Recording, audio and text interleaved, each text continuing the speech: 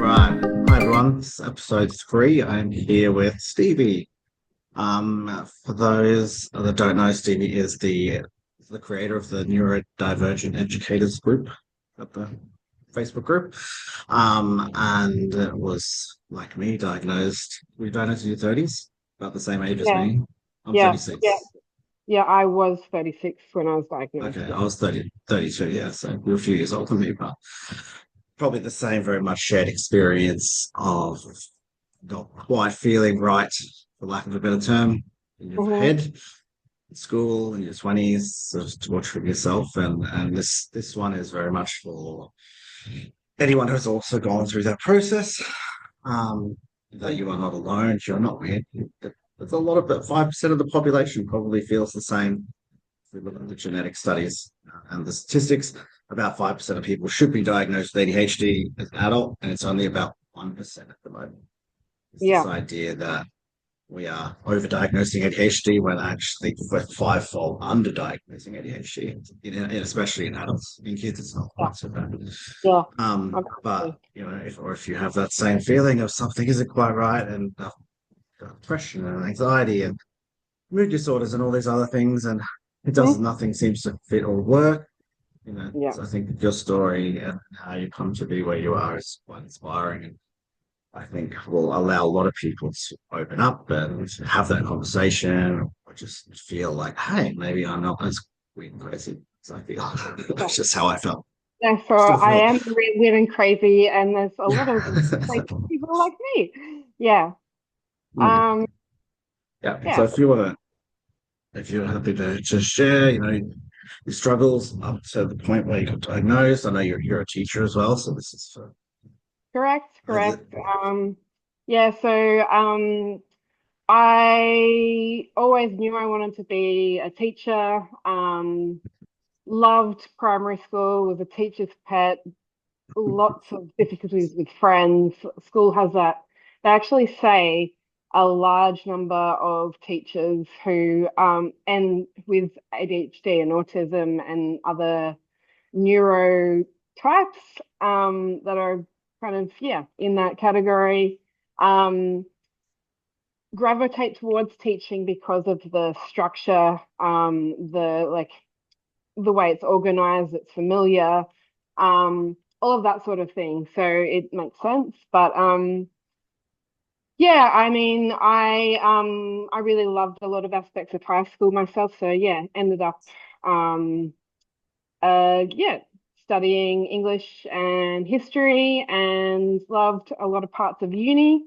And yeah, but like a hell of a lot of struggles, almost failed year 12. Um, just many issues that made life extremely difficult in lots of areas. And yeah, I started teaching back in 2008. I did my training in Wollongong and Sydney, taught in country New South Wales, moved to country South Australia, taught for 2 years up in the Riverland. Hey, Riverland peeps.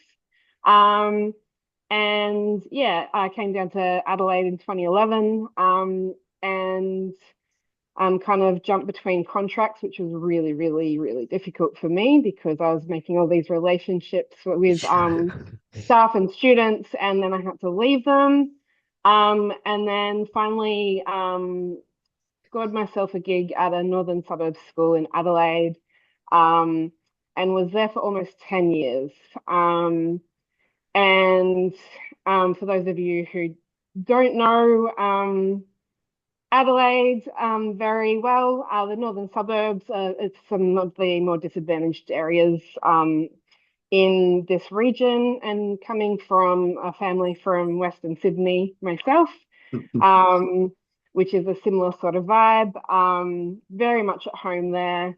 Um, and yeah, I kind of wondered why I always end up with I'd end up with the kids streamed into the more like academically capable class, the kids with the high NAPLAN scores, basically. Why I'd end up with them, but also the kids with the low NAPLAN scores, who had like things like couldn't sit still in their seats, were having difficulty working with others, had issues like dyslexia, things like that. Um, and I guess throughout that experience and the previous schools, and yeah, like since I was a child, actually, major mental health issues, including some hospitalization back in 2016. Um, so really, really, really, really, really tough time all round, but being in a school, being with my students, being with my colleagues, generally that was my stability, my not always my happy place, but my place that helped me find my purpose, I guess. Yeah, I'm the same. People say, oh, how we like teacher? I'm like, because it's structure. They're like me, and if they're calm, if I'm calm, they're calm. So I have that sort of incentive to be more calm and chilled. Then I know Mm. they will be Yeah, more yeah, structured and absolutely. routine. Yeah, Yeah. I do remember, so growing up, I come from a pretty dysfunctional family, and yelling was kind of the main kind of communication there. And I mean, back in the day, teachers yelled at students, and I remember kind of copying my mentors, and I would yell at them too. And I realized, yeah, it's not me. Like, it actually makes me stressed out. So I vowed not to yell, and I've always been this really calm, kind of happy, goofy teacher. Um, and yeah, so I guess at my lowest points, um, I was still involved in work, and came from a really, really uh, supportive, and involved and like accommodating leadership team. Um, so yeah, at my lowest, I was still working, and yeah, fast forward to a few years later, I'm realizing, oh, hey, something's still not quite right here after finding some mental stability. And then COVID hit and TikTok became big, and I started watching videos about ADHD. And I'm like, yep, I think this is it. And yeah, consulted with my medical professionals, and surprise, yeah. So, and it was an absolute game changer, to the point where I literally ran to my principal's office after my diagnosis, and I'm like, finally have an answer. And she was as excited as me. So, and yeah, um, everything's just kind of snowballed from there in lots of different directions that have not been expected at all. yeah. What was the big giveaways for you for ADHD? When did it? What was it that made it like in your head when you went, oh, actually, that makes sense. So for me, it was some really particular things, because I mean, I've always have had issues with executive function. Um, I've always yeah, like gotten easily distracted. I've always been messy. So some of those stereotypes, they made sense. But there were Yeah, some particular videos that went across, particularly some stuff that's more common with women and girls, that I just didn't really know. But some main things. So one of my I don't know if you can see this here. All right.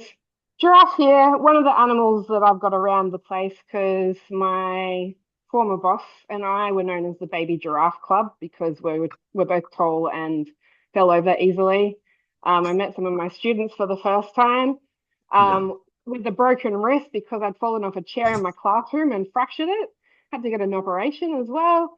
Um, so clumsiness was a big one. Migraines was another one. Binge eating is something I've struggled with my entire life and had to do like yeah, eating disorder related stuff for years and years and years. It's like, oh no, it's just ADHD. Like, yeah. okay. I'm And just like very tick, much the tick, tick, same. tick, tick. So yeah, just those very specific things that I'd struggled with for so long. I just like, oh, okay, that's definitely it. Like there's no question that that's not it. So Yeah. so it was those very specific things that popped out that weren't necessarily known or shared before, I guess. Yeah. Yeah. And what was the process of getting that diagnosis? What did you have to do? Was the Um, so I've been in the mental health system since 2009. Um, and my still current psychiatrist, um, who is freaking awesome. She's so good. Um, I just go in and we chat, we catch up, and that's really lovely. Like I really love that, like talking human to human, not like kind of that clinical kind of vibe. And um, so I've done so much therapy and know myself so well that I was the one who went in and told her, this is what's happening. This is yeah. what's going on with me. And she was like, I don't know enough about this. I'm going to go ask. And basically, she just kind of, yeah, she put in a referral for me to go and have my assessment, but also ask someone else so I could actually try out a medication Yeah. in the meantime. And yeah, and yeah, spent too much money and um Yeah. It's but a like bit like yeah, that, isn't it? it was a fantastic investment though. Yeah. And yeah, so that was about I think that was like February 2022. And then in March 2022, I made Neurodivergent Educators Australia on Facebook because I wanted Yeah. to connect with like-minded people who teach, What basically. were your pre-diagnosis medication? What was your biggest struggles? And I'll share mine afterwards, and then compare them to now. I think it's always interesting to see Oh, it where is. It is. It's what were the bit absolutely. what were the biggest pain points, and then going, okay, some of those are now my biggest strengths. Now that I actually, Mm, so in a few yeah. years, a bit of medication, you turn suddenly in a couple of years, you're now that's now your strong point. It's Um, for me, I think it was, I guess, like it was really hard for me to have like I didn't understand why I couldn't do all of these things. And it's in within a system that's not designed for brains like ours. yeah, Um, and I mean, I guess I've never struggled to actually teach because like that is where I've always been an unmasked teacher. So I wave my hands around. I am like the biggest goofball ever in front of students. Like um but you build it's just amazing relationships. So I do. And it was interesting, like like post diagnosis, because I've got an active TikTok channel and also run one for the business that I work for as well. And just noticing the way that I would present myself on there and like pre-diagnosis, it was like my hands were there and I made sure it was at a specific angle. And now I'm just like all over the place all the time. And just that juxtaposition of the like realizing what the real me is was really interesting. So that's probably one. Um, I guess the you're second, not trying to be that perfect person that you think you need to be yeah, yeah, when you don't know what's going on. Prim mm, and proper. And exactly. I think back to when I before diagnosis, I only taught for like two terms. And now I walk around the classroom and it's yeah, like you said, it's going, this is me, this is authentically me. I'm not trying to mask something. And kids see that authenticness and go, that might be a Absolutely. bit weird, but that's Yeah, good. absolutely, absolutely. And I guess secondly, and this is across my whole life, but definitely impacted my teaching, emotional regulation. My biggest struggle always, emotional regulation. Um, so to the point when I would get upset about something, um, or I was thinking about something, a problem, a conflict, whatever, I would ruminate on it for hours, days, weeks, years. Um, and yeah, I would just get really, really upset, really easily. And it could be over something really small. Yeah. Um, and I mean, my vulnerability is one of my strengths, and it always has been. I'm not afraid to be vulnerable in front of people, but I guess in that process of being diagnosed taking medication, I went from ruminating to actually going, hey, I've got all these skills I learned in all these years of therapy that I can actually apply. I'm going to process this thought, and the medication allowed me to think in a more linear way. And it meant that I was able to process it and regulate and move on rather than, yeah. Yeah. So, You can actually um, think things through in a logical sequence and process them absolutely. so they leave rather than just that spinning around. Yeah. Yeah, yeah, for sure. And I guess after that, it meant that I was more easily able to handle conflict, to confront people, to fight the battles that were important to me. Um, there was a little while there where that leadership team had known me so well, um, were like, whoa, who is this person? Because I was saying, okay, so this faculty isn't teaching what they're supposed to be teaching. This is what's really important. I'm going to write a formal letter and like get all these teachers to sign it and say like this isn't okay because we need to be our kids need to be learning this very, very, very important stuff that is real world applicable. Um, and like, I mean, some people saw it as an attack, but like it was very much about like, hey, like the kids need to learn this stuff. So I'm like fighting the good fights, and I'm not worried about treading on toes Yeah, as it's much anymore. confidence. Confidence, I think that's probably partly confidence as well, and knowing, Yeah, yeah. being able to think things through in a sequence. I remember after I got diagnosed and started taking vitamins, and I sat there and I was marking and I was writing comments on everything, and I got to the end and I was finished. And my head of department literally asked me if I was okay because I was able to take an exam for a whole class, mark it, do comments, hand it to her without doing 17 other things between that. She was genuinely concerned for my welfare because I hadn't told her this what had been going on.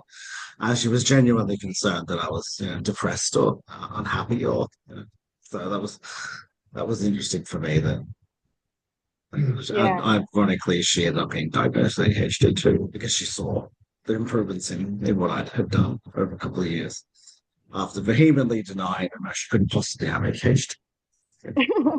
I'm a head I of love, department. I couldn't have ADHD. I'm a head of department.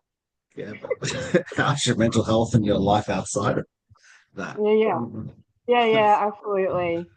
It's interesting, because like I really had close collegial relationships and even like I'm consistently late to everything.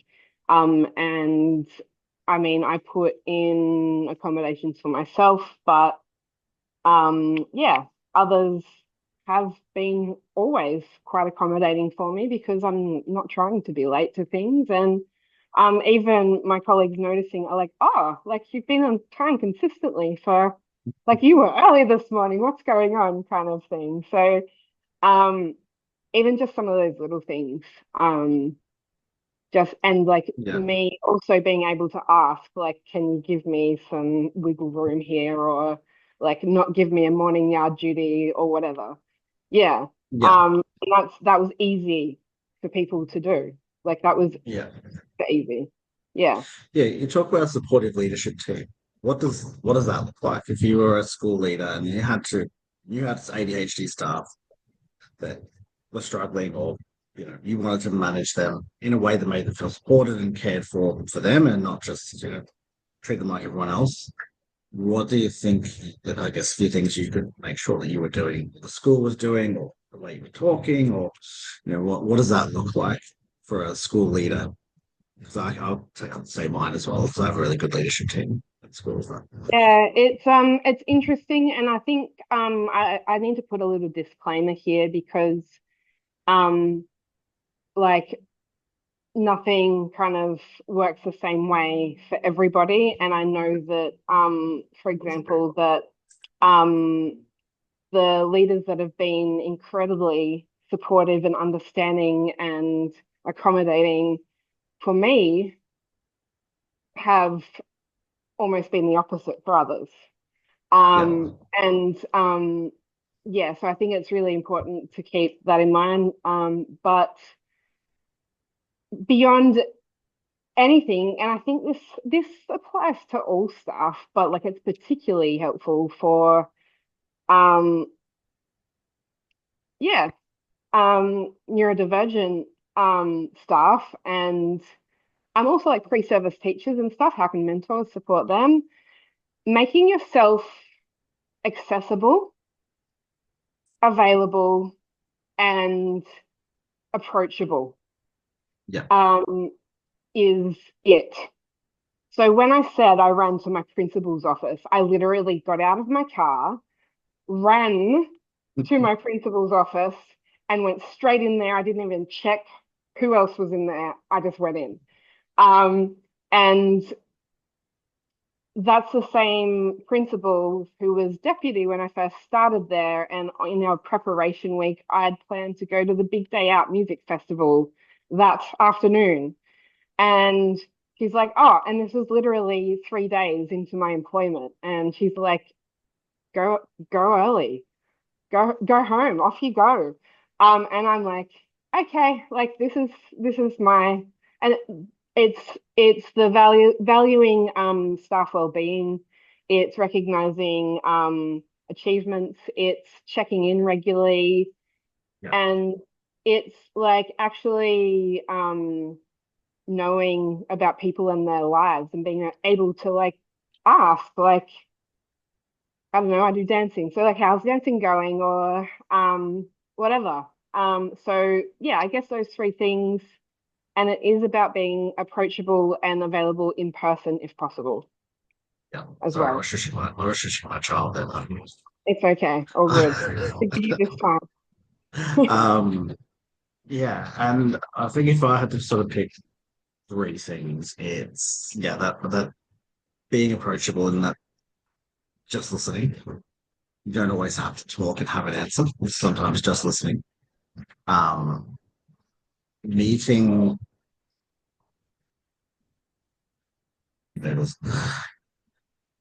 yeah, it's that, and it's even down to things like understanding how your actions can impact people. So, hey, can we have a meeting? Quick meeting later. Ding ding, alarm bells off going off in my head. I'm packing up my office. I'm fired. That's actually here's a meeting. This is what we want to talk about. It's not negative. It's just this is what we need to talk about. This is what's happening. Mm, I just need to check in with you.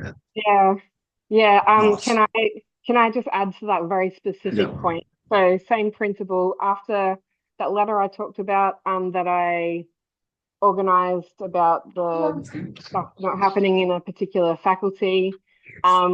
My principal asked me and my close colleague to meet her for a meeting. She only gave us an hour notice each because she yeah, knew that each of us would overthink all of it. yeah, If we did it overnight, we would have gone out of our minds. So, and I mean, we still went out of our minds for an hour, but yeah. yeah, just that awareness of how to kind of deal with like a range of staff. And in a big school, that's pretty hard. It's pretty hard. Yeah, and I think we underestimate the challenge that school leaders come under as well. That they Yeah, are, absolutely. Absolutely. and a lot of them are also neurodivergent themselves, Hmm. um, and a lot of them mask it extremely well. But yeah, Yeah. that would be the second one. The last one would be not. There's this idea. I wear noise cancelling headphones in one ear during meetings. I sit there and I do, and no one cares. They know that I have ADHD. They don't expect me to have to put in a official, what's the word, adjustments form. They Mm. just know this is what I need to do. if I'm just because I'm not looking at them, doesn't mean I'm not listening. A few have asked me and said, "Hey, do you have trauma background, ADHD, or sensory issues?" And actually started a really good conversation with Yeah, it. yeah, But yeah, it's that, absolutely. yeah, I'm understanding that first a lot of us don't want to put in those official adjustment forms that Yeah, it yeah, can some people absolutely. open up a bit of can of worms. Mm. Yeah, absolutely. And I mean, it's really helpful for our like to pass that on to staff and students. So I've got these little, I love that I'm sharing these right now. Um, so this little octopus and Octopus. and this little skeleton. They came from one student in a class where I really actively encouraged them to doodle and draw in their books. And this is coming from a school that for a little while they were like, your books need to look this very particular way. And I'm like, hell no, that ain't it. Um, and I mean, here's some notes as well. Like there's got to be drawing and stuff happening for me as well, or like crazy flow charts and lettering and things. I Yeah, know that that's a stim for me, and I wanted to encourage my students to find their stims. And the yeah, the drawings that I got out of those kids were just phenomenal. Like there was one kid who wrote we were doing our geography unit on like environmental stuff, and he wrote like a comic and drew this comic from the perspective of a plastic water bottle, and it was freaking awesome. But that was inspired by me encouraging that class to STEM by yeah. drawing and scribbling. And some of their books were like half destroyed, but like they were stimulated. Yeah, So they have what they need rather exactly. than be forced to try and draw perfectly lines. I can't Mm, even do now. You saw my yeah, diary at school is just covered in pen. There's nothing yeah, logical or neat yeah, about it. absolutely. Yeah, yeah. I think the tide is changing because I think if you take 100 teachers at a school or 150 staff at a decent sized school, you're looking at 30 people with ADHD. You're Mm, looking at probably half of those people having some kind of neurodivergence. And when I say to people, I'm like, if you have anxiety, neurodivergence is anything that means you process information in a way that is different to normal. You are neurodivergent.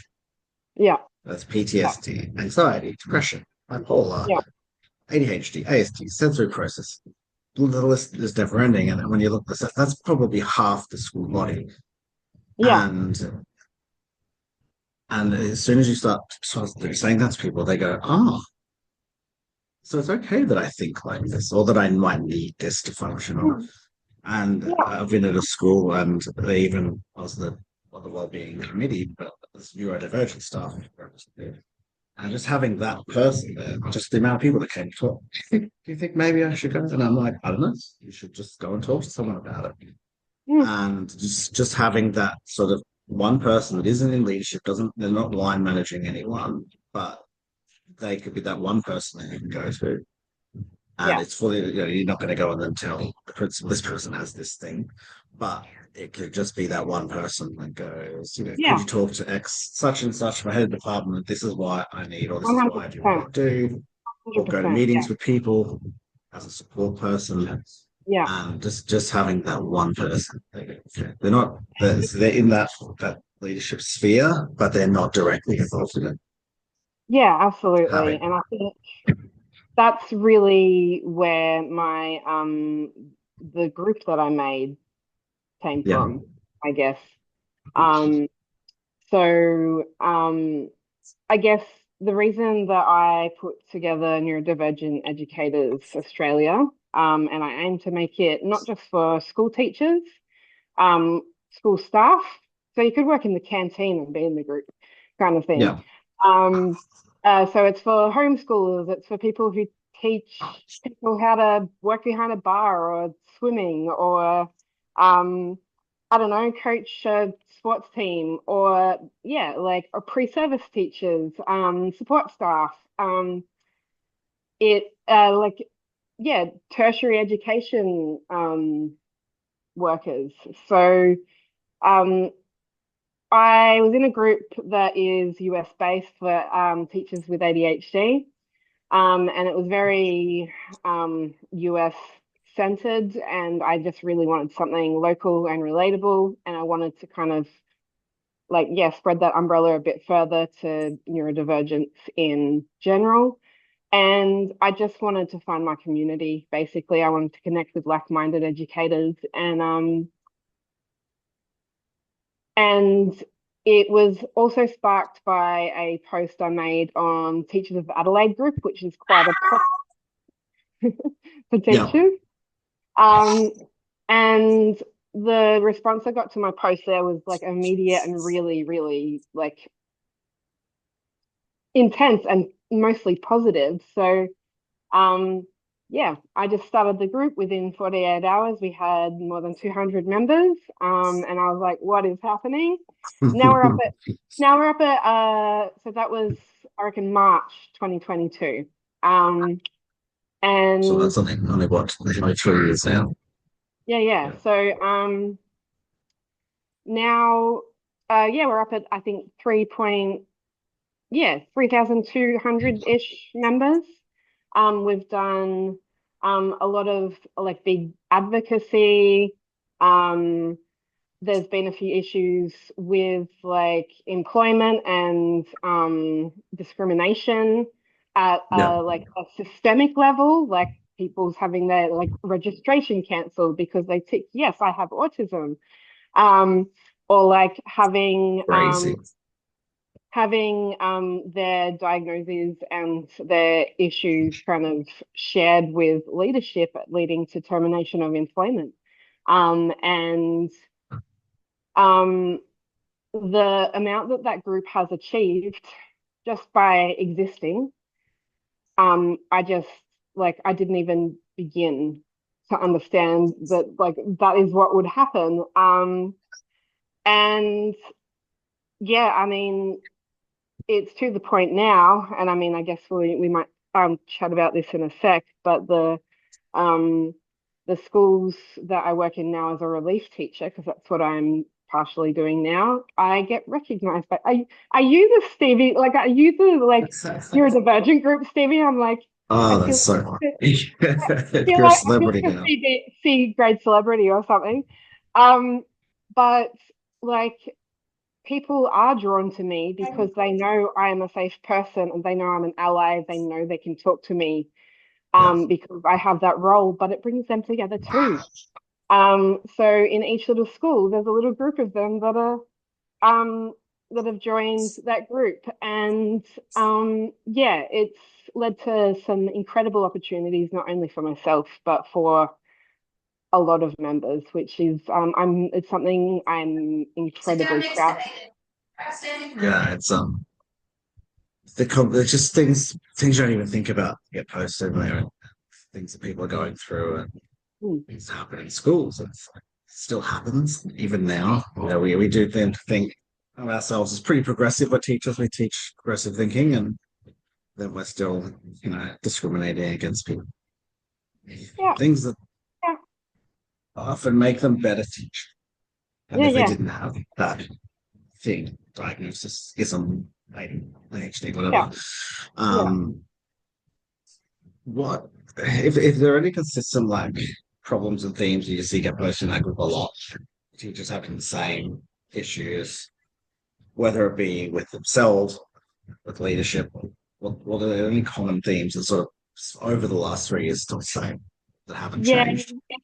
it's a lot about how do I navigate this conflict or issue that I'm experiencing with other people. It could be with students, it could be with leadership, it could be with other staff, it could be with parents. Like, how do I deal with this? What do I do? And yeah, like, and a lot of it is like they just need to be validated, or they genuinely need advice because they are confused by something, or they need kind of support and just to be heard when maybe something's gone wrong. Um, and yeah, it's sad because I've had to basically make a rule where, particularly when there's anonymous posting, but in general, that it's for confidentiality as well. But um, yeah, you can't be too specific in the details that you share because Yeah. they can be used against you. So there's been literal screenshots sent to yeah, leadership. And that's what's lost people jobs. So I, pretty, I can't fathom people it's that do that. pretty devastating. There was another teacher who had like media articles written about this. It was horrendous. She'd been teaching for 17 years, applied for a job, picked, yes, I've got autism, found out that she had her teacher's registration kind of not cancelled but paused because she didn't get paid. Went to HR and said, what's going on with my pay? And they're like, oh, like this has been cancelled. And she had to ring up and be like, what's going on? And they're like, you've got to go and have this assessment. I'm like, I like Can't people do that.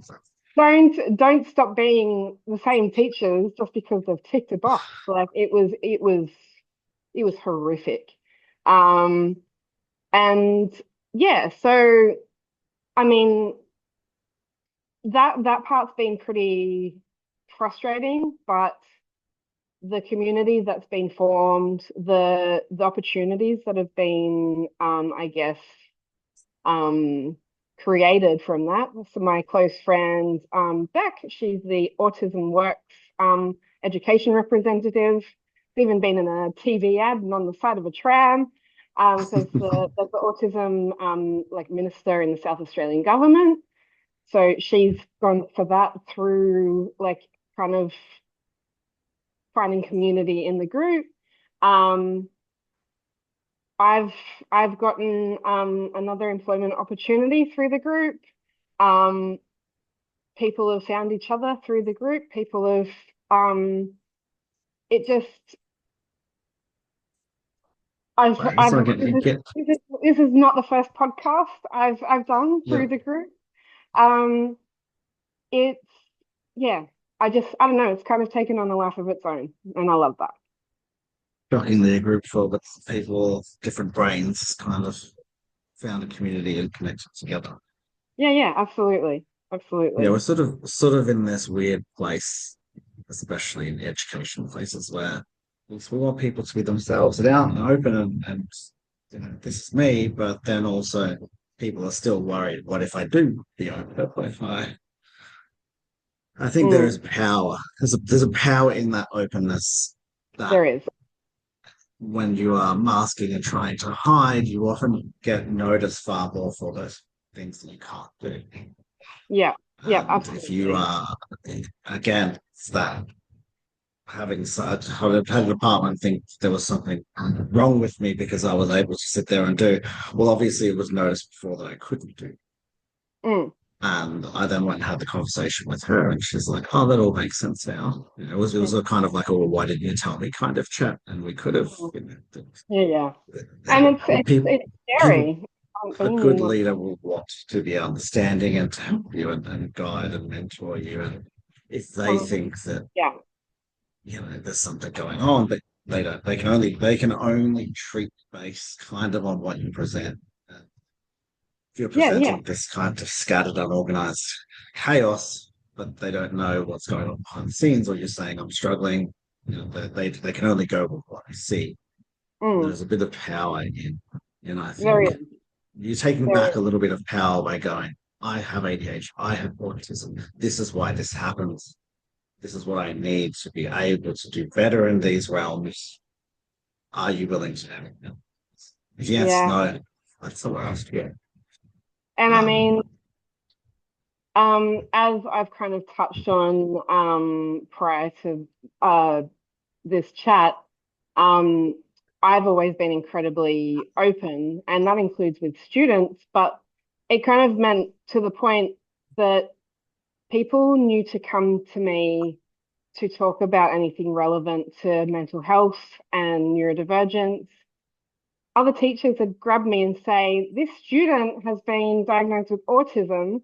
And I'd go to that student and we'd celebrate together because, hey, answers. And like, um, yeah, staff would actually send people to me. Or I still remember a very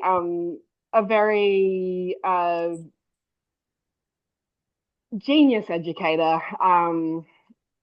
who yeah, got his autism diagnosis a few years ago. I remember him just passing me on the way on the way to staff meeting saying, I started medication yesterday. And just were all like I love that. I love that so much. Yeah, Um yeah, so um yeah, so I yeah, my train of thought is now gone. It's that's all right. disappeared. So I don't talk like running around naked, pushing this forward. It's my life. I've got two kids with ADHD and ASD, and probably end up the same. But yeah, on that, I get to have great conversations with parents about their kids because I am open and honest with kids. I say the second slide of my Who Am I presentation is I have ADHD and dyslexia. This is what I do. This is why I do those things. If I'm doing this, this is why it's happening. Mm. You know, it's that I will misspell words and I'll spell them backwards and upside down and I will forget words. That doesn't mean I'm a bad teacher. It just means, hey, give me a prompt for a word if I'm struggling. And Yeah. it opens up that like, the human side of things and much to grow Oh, up. yes. Yeah, it And, really does. It really does. and Um, parents go, oh, kid keeps forgetting to take the medication. Then that's a conversation around, well, how can we get them to remember or prompt them or how can we get the school to help? Which is yeah, then only going to help the education that comes with that kid as well. And if yeah, they're yeah. struggling, having a bad day, you come into the classroom and you go, yeah. And you'll get an honest answer from them, which is that Mm, I'm yeah, fine, defiance, there's nothing wrong. So, well, I can see that this, so just take five and go back to the classroom, do some coloring, and you yeah. don't. When it's that understanding kind of relationship rather than just, I know you have ADHD. It's that I understand going. Mm, yeah. That's a very powerful thing. It's incredibly Um, powerful. Incredibly powerful. Um, Especially for the teenagers that I worked with who have not only been misunderstood but have been punished for their actions and behaviors for like their whole schooling and probably yeah. outside of that as well. And kind of going like, like, I'm not mad at you. I'm not angry at you. I just don't like your behavior right now. That is mm. the most powerful thing you can say to a kid. Oh, That just yeah, is just getting them to indeed. understand why. Why am I behaving this way? This is the solution we've got. Um, and this isn't you getting in trouble. Yeah. Yeah. So Um, I quite mm, literally just have to say to my kids after they overstimulated the was out of me in the shopping centre, just go into your rooms for half an hour by yourselves. Not a punishment, you're not in trouble, but yeah, you need some time apart and away yeah, from me. yeah, God yeah, knows yeah, why. yeah, Um, absolutely. And I guess on that, um, just thinking about, I've got that, like one particular student in mind when I thought about that kind of scenario. Um, and Um, I'm not sure if he finished school or where he got to because when that group were in year 11, I had to leave after yeah, almost 10 years at the school. So this was yeah, post-COVID. Um, as I mentioned before, disadvantaged school, a lot of kids who have come from difficult home lives and have experienced a hell of a lot and aren't suited to the school system. Um, so yeah, I had to leave. They were my year 11 class, and I had yeah, three other classes, and um, we really were really trying as a school to make things better. In South Australia, it was only a couple of years ago, year seven was added to high school, transferred yeah. We're the over. same. We're the same now in Queensland. Your son's Yeah. high school. Yeah. So, and it was like at the same time, there were still like lockdowns And so a bunch of kids that might be from home lives that are not safe or really dysfunctional. School's their safe place, school's their structure. A Yeah. lot of these kids didn't know how to socialize anymore. They'd missed massive developmental things. A lot of First Nations kids, a lot of kids from refugee backgrounds. So significant trauma, massive unemployment, like just tough all round, really. So just for some understanding, how did South Australia go during COVID? Because we had like 2 weeks of lockdowns in Queensland. That was about it. So Obviously Melbourne was really bad. What about South Australia? Just so we have some context around how they were um faring. it was it wasn't anything like Melbourne, but there Yeah. were a few times where there were some, like, I think I struggle to remember now. And I It's had COVID. worse than Queensland, but not as bad as Melbourne. That seems to be Yeah, I think yeah. that's probably the vibe Somewhere there. But between the two. attendance really dropped off as well, because it's like, how are you supposed to get kids to school? A lot of kids couldn't access the internet at Yeah. home. Like, it was a nightmare. We're Um, still trying to get back to pre-COVID, and this is in Queensland. We still it haven't got doesn't back to where it was. that's never going to happen. It's Yeah. never going to happen. But yeah, like, I don't know, end of 2022, I was so beyond exhausted because we've just worked so hard, and I'm like, I'm gonna have a great restful summer, gonna be like ready to go next year. I was so organized. My principal was like, "You're more organized than anyone." I'm like, "Are you talking about me? Like, that's not me. I'm not organized." But The hyper focus. I was so determined to make Yeah. it work. I was teaching subjects I was really passionate about. And the kids, like, I couldn't even have conversations in the yard. I'd have those big conversations, like, why are you using, like, I'd hear like I don't know, racist word or something, and I'd go over and I'd have a conversation about, like, not trouble, like, this is where this word comes from, like, this is the history of this word, this is a different word we could use, this is why we don't use it, etc., etc. I couldn't even get students to like pay attention to me for long enough Yeah. to like hear my answer. Um, and like they couldn't regulate their emotions. They just like they couldn't sit in the classroom. They're all over the place. There were fights all the time. Like, it was chaos. And there were a few incidences that were quite traumatizing, I guess. And yeah, got to March 2023, and I had an incident in a Friday afternoon class, and I left and I didn't come back after almost 10 years. And I mean, even now, 2025, and it was one of the most heartbreaking moments of my life. So, but I couldn't keep doing that. It was burnout, pure and simple. And like, Is this I was, before or after ADHD died? this was after, this was After, after. so yeah, Um, sort of 15 years of burnout build up, and yeah, then absolutely, absolutely. So um, it was something that I needed to do. I had to leave, but I cried for like a month. shit. Luckily, like the year before, I'd had the bright idea of booking a holiday in April of 2023, and I went off to Turkey to have a few weeks away, which was fantastic. But yeah, that experience just showed me that the system is not coping. The system is really, really broken. Yeah. I if it was up to me, I'd abolish the entire system and start from scratch. Um, I it's would do the same, but I could do the same, but I can't say that because I still work for Education Queensland. There's not a lot, and I agree. Every system except for Education Queensland, for anyone's. sure, sure.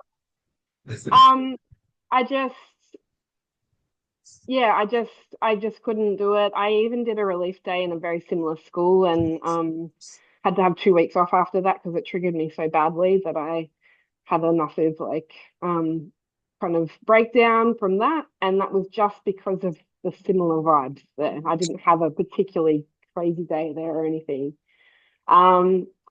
So I relief teach now in a school for students who've recently migrated and are learning English before they go to regular Yeah. school, which is amazing.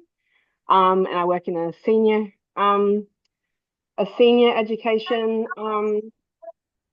school as well. And but I ended up meeting my current boss for my main job in my group. Um, so shout out to Rookery Road in Melbourne, and Kathy, my phenomenal boss. So I work with it's just a little small business, specialize in dyslexia, and yeah, just kind of moved into neurodivergence, and my whole little like collegial team are all neurospicy. Um, and The I best work, kind of team. and yeah, I worked in yeah, I work primarily with teenagers with ADHD and autism, dyslexia, etc. Bit of executive function coaching, a bit of like tutoring for the subjects. Just some, yeah, just like they all vary very, very significantly. And my role has been evolving and changing. Um, but yeah, it is walking out of that school, as heartbreaking as it was the best decision I ever made. And I think for so long, I didn't really feel like I fit anywhere. That school was like home to me. Yeah. Um, and at my farewell, I tear up at that as well. So it's probably like almost 100 staff there. I had a farewell and there were speeches and things. And my colleague asked the staff to put their hand up if they've ever felt supported by me. And probably about 80% of the staff put their hand up, and I had It's no amazing. idea. Some of Yeah. them, I'm like, do I even know who you are, dude? Like, what? Yeah. Just, just, Um, just, so just being a spokesperson for anyone who is different is enough to make someone that is different yeah, feel supported. In my experience, yeah. they feel like there's I someone in their corner, regardless whether you're talking about them. They feel supported. So just 100%, yes. Um, I don't know why that's my catchphrase, 100% today, but I don't know. go with it. Um, Strong. yeah, yeah, yeah. So, yeah, it it was bloody awful. I wouldn't recommend to anyone. 0 out of 5 stars. But and I'm still actively in recovery from burnout. I don't have a structure that I'm working with. This is my little home office. Behind Yeah. this computer, it's a bloody giant mess. Um, As long as no one but can see it, that's the way. but I'm working it out as I go along. I visit Melbourne a fair few times a year, so I get to have that simulation be with my colleagues. I work in schools, have contact with students, don't bring that work home because I'm relief teaching. Yeah. Um, and it's allowed me to really figure out what's next for me. And I love that this has just opened up opportunities, and I didn't even kind of try to make it happen. It just kind of fell Just in my lap. authentically you as an ADHD person is usually Yeah, quite enticing and drawing for people. yeah, yeah, So, yeah, yeah, absolutely. empathetic, open, a little bit out there, weird and creative ideas that Mm, no one else can even fathom to think of, but mm, make perfect sense sometimes. 50% of yeah, the yeah, time. yeah. Other times they just don't make sense at all. Mm, Um, here's a question I think to finish on. I cover up the time I do this, so I can't see it. It's been just under an hour. I often harbour a fair bit of anger as evident towards my parents for not getting me diagnosed because it was very obvious, and sort of towards myself and not figuring out that I had ADHD and everything that I went through. So I'm still processing, still suck it, dealing with that. Would you change it? Would you go back and diagnose as a kid? Or would you? I think it would have made life a lot easier in some places, certainly. I guess But overall, like I really truly did go through hell. I'm lucky to be alive. Um, and like I wouldn't wish any of that on my worst enemy. There's a reason I am actively child free. I don't want to pass on my genes to Yeah. anyone, and my students are like my kids, but I also get to come home and have some quiet time or stay up late or sleep in on the weekends, you know? But All I things guess I don't get to do. I guess like it has made me who I am, and I understand myself now. And I guess I never thought that I ever would get there. But I just had to keep moving forward. But I guess for me, going through it from like really significant um traumatic, distressing mental health issues, including hospitalizations, and getting to the point where I'm like, I'm literally throwing anything at this to, Yeah. to feel better. Like, I will do anything to make this better. And then actually finding some mental stability. And that was back in 2017. Um, that was the turning point for me to move forward because I knew I had, like, even if things got bad again, I still had hope. I knew I could get better. I knew that I could find stability, and even when things were difficult, I could get through it because I'd gotten through hell. So I wouldn't change that. And I guess if we think about students and their parents and things like that, I have I have Toddlers are one the juice. I have one of my former students. Um, His name is Dylan. He would have graduated in 2018 if he'd finished school. He's a freaking genius. Couldn't sit still, drove everyone crazy. He was in my home group. We always got along.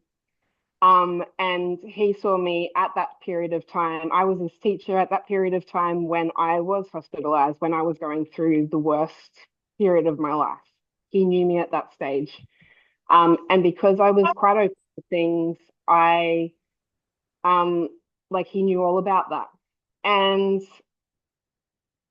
a fair few years ago now, past when he would have graduated, he messaged me and he said, I've got to go to the psychiatrist. Like, what do I say? What do I do? How do I prepare?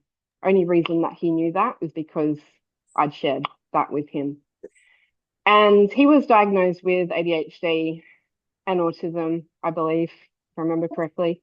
Um, Later on, and he had to go and do that himself because his mum didn't believe in it, didn't Yeah. believe in it. And he found his own way. Um, and we've we've run into each other a few times, and yeah, it was literally like because he did not do well at school at all. He like trying just to get him to just like not annoy the person behind him. Like lovable character, but like everyone's like, ah, Dylan, shut up. Like, come on. But yeah, so I knew and I believe like if I've helped one person, and he's my always my example I go for. If I've helped one person to understand themselves, to feel better, to be able to move forward, to live a life that is at least easier, like job done. So I guess, Yeah. yeah, it's Yeah. if I changed my journey, I wouldn't be able to do that. Not in the Yeah, same way. I have the same things with this. I think I've had the same conflicting thoughts of, well, if I was just diagnosed as a kid or someone, take a little bit more notice. But then I think I've devoted the last at least 5 years of my life to helping kids exactly like me. How many kids have I helped? Families have I helped? Both at school, our business, just in social media. So to not have to kind of walk that path. You know. And then I think that is what makes it so tough going. I wish I didn't have to go through all that stuff, but now I can make it not make it worse. But I can make it right in my own head. I'm Yeah. helping these people so that they never have to go through what I went through. Hmm. And if I had to suffer to make someone else not, then maybe that's my journey. That's my Yeah. calling. It's my I Yeah, did something absolutely. terrible in a previous life. It's my karma. Believe in that. And Horrible. I guess for me as well, coming from a dysfunctional family, I've been a circuit breaker. Yeah. And my parents have been circuit breakers. But like I'm helping these kids become breakers as well. In the dysfunctional families that intergenerational trauma, like all of that, like I'm helping break the cycles of trauma and dysfunction. Yeah. Um, I just got goosebumps just thinking about that. Yeah. Like Yeah. so, and I mean, yeah. So I think there's a bigger or greater calling out there at the moment, given people are going through. mm, People in their 30s now just kind of discovering, hey, maybe my childhood was traumatic. It wasn't completely normal. mm, These yeah, issues that I've thought were perfectly normal that everyone had, actually they don't have. mm, Yeah. Thank you so yeah. much for talking with me today. It's been really No good. worries at all. Um, I feel like I could raise on for hours I as know. always. Yeah. I'd stop myself a few times. Just try and stick to an hour, just over an hour. Oh, I don't think I could host a podcast because I would struggle. yeah. Yeah. Perfect. Thank you so much. I'll put that up and I'll send you the link and you can put it in the group. And I think if anyone watches this and goes, hey, that sounds like me, go and speak to your GP or speak to someone, trusted colleague that you know has been diagnosed. Yeah. Trust them and they will be positive and warming and welcoming to the idea and Mm, just book that doctor's appointment or psychologist or whatever you want to do and just start the yeah. process and see where it goes. Because if it doesn't, Yeah. it may lead you to something else that is causing an issue and help you. Yeah, Thank you so absolutely. much. And I might flick you my links to socials and the like Yeah, for awesome.